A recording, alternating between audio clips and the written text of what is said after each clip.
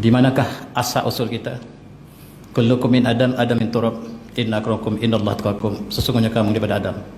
Seluruh kamu daripada Adam, Adam daripada tanah, dan yang paling mulia daripada kamu ialah yang paling bertakwa. Kita semua daripada Adam. Bagaimanakah kita boleh sampai di sini? Ke satu tempat yang sangat jauh.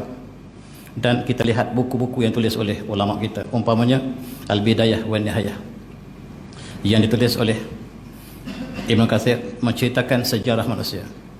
Bagaimanakah manusia berkembang daripada Adam AS bersama istrinya Hawa, bersama ananda-anandanya, lalu menurunkan zuriat yang sangat-sangat ramai, dan kita adalah satu jurai daripada keturunan yang sama.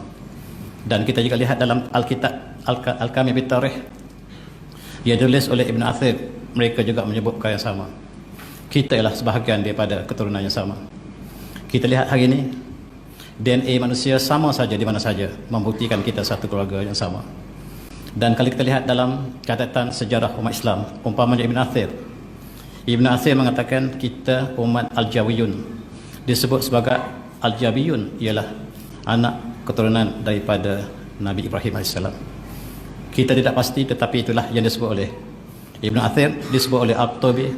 Al-Qurtubi dalam tafsirnya, tafsir Al-Qurtubi, menyatakan perkara yang sama. Dan demikian juga kita lihat At-Tabari, pentafsir Al-Quran yang pertama, menceritakan perkara yang sama, mengatakan orang Ajawiyun, orang Melayu adalah keturunan daripada Nabi Ibrahim AS. Saya petik kata-kata ini, mari kita renungi perkataan At-Tabari. Ini perkataan Tabari. Tabari mengatakan wa walida Ibrahim AS Ismail wa huwa aqru waladihi wa ummuhu Hajara wa hiya Qibtiyah wa Ishaq kana wal Basar wa ummuhu Sarah bin Ibn Tanwil bin Nakhur bin Sarah ila akhirih wa Madan wa Madian wa Ihsan wa Zamran wa Asaq wa ummuhum Qanturah binti Maqtur min Arab al-Aribah. At-Tabari menceritakan tentang keturunan Nabi Ibrahim. Nabi Ibrahim ada 3 orang isteri. Isteri pertama bernama Sarah, isteri yang kedua bernama Hajar, dan isteri ketiga bernama Qanturah. Daripada Sarah lahirlah Nabi Isa AS dan Nabi Yaqub AS, melahirkan satu bangsa yang besar dunia, iaitu bangsa Yahudi atau bangsa Israel, Bani Israel. Daripada Ismail AS melahirkan bangsa Arab yang merupakan sepupu kepada Bani Israel, yang sekarang mereka sedang berperang. Rupa-rupanya mereka berperang dalam satu keluarga yang sama. Dan isteri yang ketiganya mengikut At-Tabari, nama isteri yang ketiga selepas kematian daripada Sarah.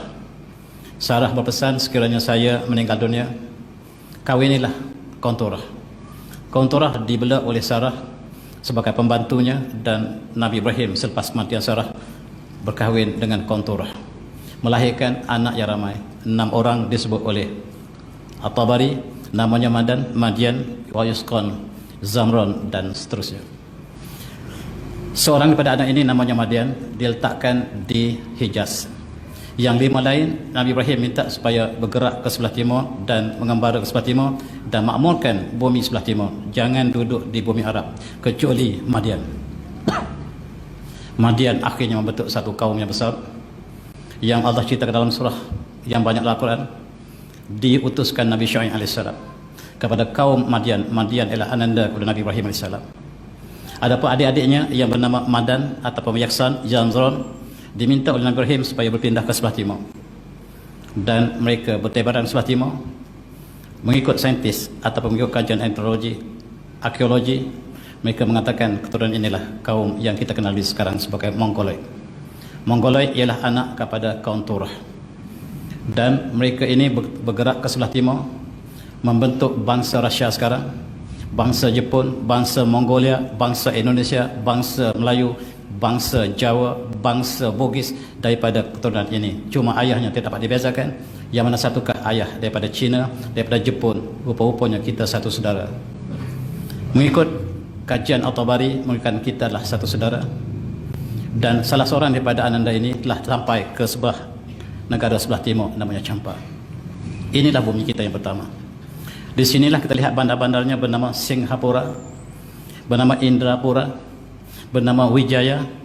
Qanturah, seorang ibunya Qanturah ini dikekalkan nama di Champa sebagai bandar besar di Champa, namanya Qanturah, ananda ataupun isteri kepada Nabi Ibrahim, yang diletakkan sebagai kenangan oleh anak-anak Taurah Nabi Ibrahim di sebelah timur, dan disitulah bermulanya keturunan Nabi Ibrahim di sebelah timur.